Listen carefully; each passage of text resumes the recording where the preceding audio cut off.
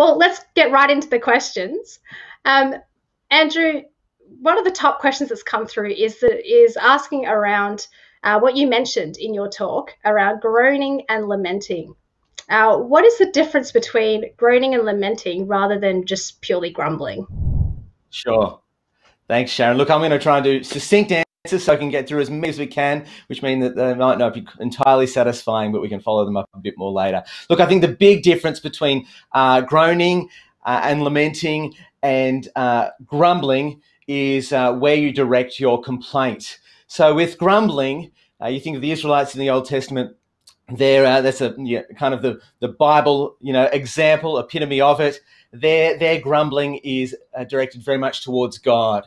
Whereas lamenting in the Bible and groaning in the Bible, Romans 8, for example, very much acknowledges our part in the difficulties and the fallenness and the brokenness of the world. We recognize that, hey, I'm responsible for things not being the way that they should be. And so I think when we shift our mindset from recognizing, my responsibility and the place I play in things not being as they should be, that will change the nature of our complaint from one of grumbling and pointing the finger at other people and blaming them, or ultimately God, and rather to having an attitude of, hey, I'm part of the problem as a fallen human being.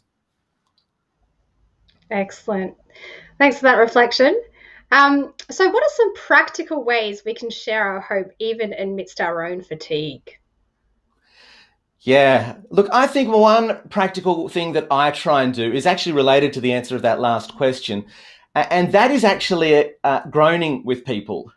And just a simple phrase that I have found very helpful to use is saying, when people grumble at me, to respond with, yeah, things aren't the way they're meant to be, are they?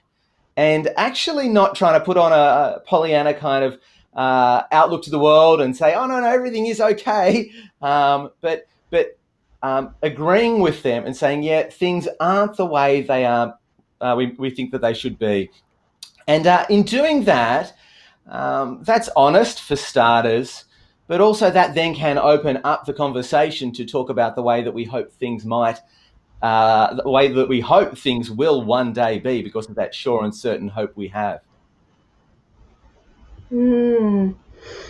Another reflection that's come through is the poll has certainly put uncertainty as something that people are feeling during this time, and it's something that's making them tired.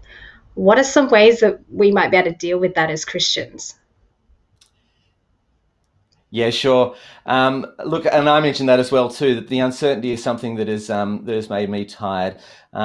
One thing is clinging to what we do know to be certain, which is the hope that we have in light of the gospel.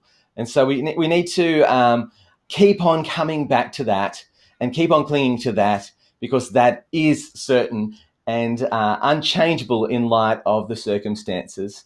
But the second thing, and this is just a little practical thing that I try and do, or I need to do more of, is not kind of get myself too buried in all of the news of the day and all of the pontificating and all of the is this going to happen? Are restrictions going to ease in this way? A book open like this by this date? I think sometimes just the overload of that information and the suggestions about what may or may not happen can only add to the uncertainty that we feel and the tiredness that we feel because of it. So just at a practical level, I think just manage your news intake and keep it to a minimum, and maybe just wait for the news as we know it to be the case in terms of restrictions or border opens or whatever it might be. And I mean, part of our worship as human beings is to rest. So what does it look like to rest as a Christian during this time? And how is that different to how non-Christians might rest? Yeah, well, maybe I'll answer the second part of that question first. I think the Christian faith actually gives us the resources to rest in a way that nothing in this world can offer. And by that I mean that we recognize that there is a sovereign God who is in control of all things, as it says in Psalm 121 and many other Psalms, he neither slumbers nor sleeps.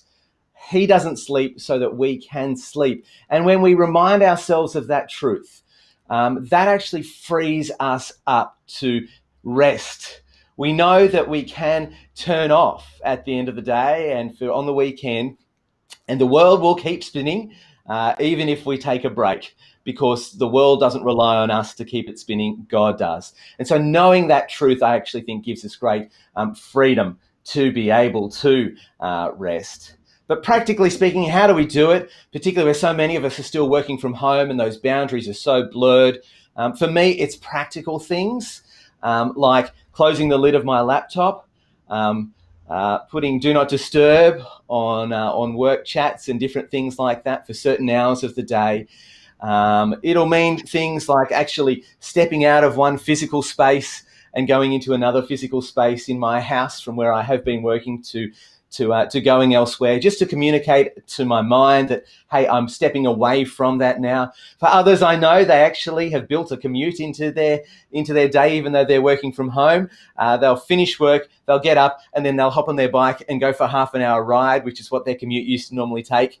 They'll leave from home to do it and come back to home. But it's just a mental, subconscious thing that they do to help them create those boundaries between work and home. So whatever it is for you, I think we need to kind of build those sort of things in, and we can, because we've got a sovereign God who rules over all things. Excellent. Well, perhaps I'll end on this question. What is one Bible passage that reminds you of this hope that we have in Jesus that you can share with us? Well, the one I mentioned this morning, 1 Peter chapter 1, verses 3 to 9. I only touched on a couple of verses there, but go and look at the whole thing today from verse 3 through to verse 9 or 10 or so of chapter 1. It's actually, if someone had to say to me, what's your favorite passage in all of Scripture, I would say it's that passage at the start of 1 Peter.